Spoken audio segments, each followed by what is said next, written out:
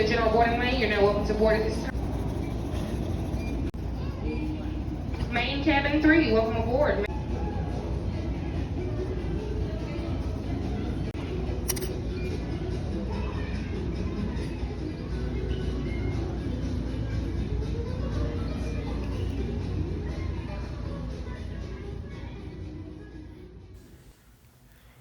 Hello and welcome back to my channel.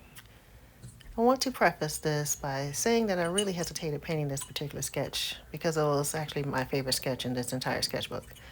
I love the pose, I love the expression, the lighting, and even though I thought I had gotten over this in the last few sketchbooks, I was still, every once in a while, I get afraid to paint a sketch that I really love.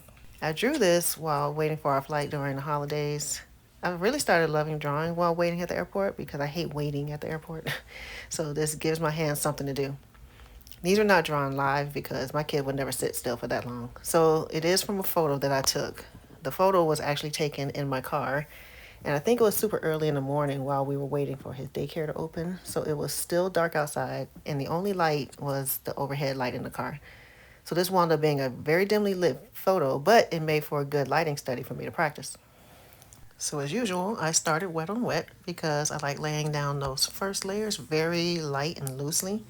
I want the paint to flow and mix together in a somewhat seamless way, but I also like having those hard edges around the portraits because it helps to act as a background and places the portrait kind of like in an environment of sorts. As for my colors, I do pretty much all of my portraits with some version of a primary triad. This particular triad is my most recent favorite combo of cerulean blue genuine, new gold, and perylene red. But I also use some stormy blue, Denise's gray, and a bit of indanthrone blue for the darker values. And these watercolors are all by Da Vinci Paint Co. This landscape sketchbook that I've been using is the Koval Pro Sketcher. This is my second time using this particular line in this brand. The paper is hot press. It's 50% cotton and it's using Faber 5 paper. And it has become my absolute favorite sketchbook to paint in and also to draw in. I find that this paper is best suited to my looser style. And I know a lot of watercolor artists don't like hot press for the very reasons that I love this particular paper. The water does kind of sit on top of the paper, but that helps me achieve that layered look that I'm going for. Also, the paper is just smooth enough, but not too smooth, but I can still get that color pencil detail without the rough texture of the paper getting in the way. I get a nice good blend of color pencil on this paper. The cold press Etcher Everyday and the hot press Etcher Signature sketchbooks are the only other sketchbooks that I would substitute this sketchbook for. All three of these options are expensive, but since I paint exclusively in sketchbooks, it's worth it to me to use the best quality material so I don't get frustrated, which I have in other sketchbooks of lesser quality, and it makes me not want to finish them, which I think is an even bigger waste of money than just getting the expensive sketchbook that I know I will love and look forward to drawing and painting in. So in my last couple sketchbooks, my goal was to practice more with light and shadow, which can be tricky with watercolor because you don't want to go too dark too soon. And one of the reasons why, like I said, I chose this photo was because it was so dimly lit, so I wanted to challenge myself to establish those values without making it too muddy, which is why even though I use such a wet and loose style, it's still important for me to make sure that certain layers dry in between, which is why you see me breaking out the blow dryer. I know a lot of people say they don't like doing watercolor because they're impatient for waiting for the paper to dry, whatever.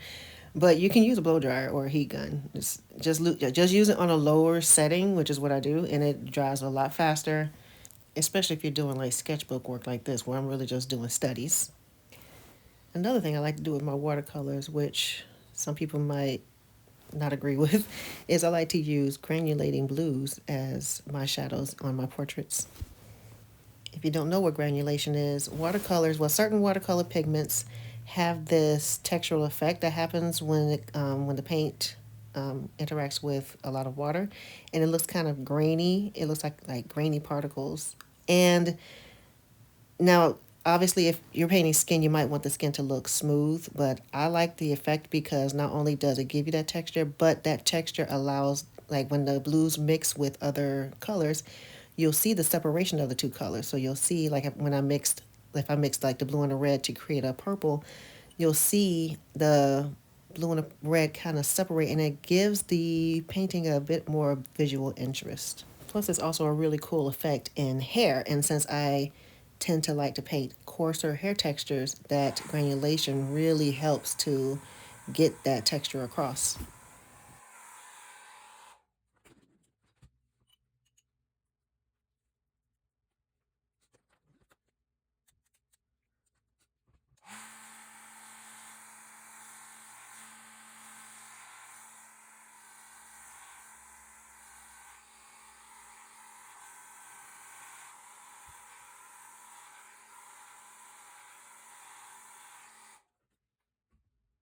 So to be completely transparent, I want to just let you know that this point coming up is when I thought I had actually ruined this whole process, but not necessarily because of the painting part, but because of me reestablishing this sketch.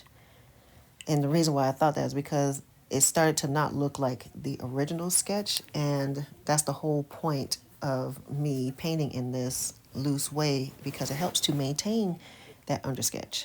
And even after I finished this page, it took me several days to be able to look at it objectively.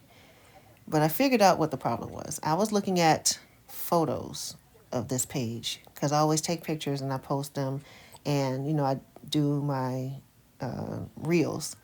And for some reason, I think it's because the photos didn't look as good as it did in person. So when I would open up the page in my sketchbook and look at it in person, I was like, why do I keep thinking that this looks bad? Because it didn't. You'll see it at the end that is not nearly as bad as I thought it was in my head.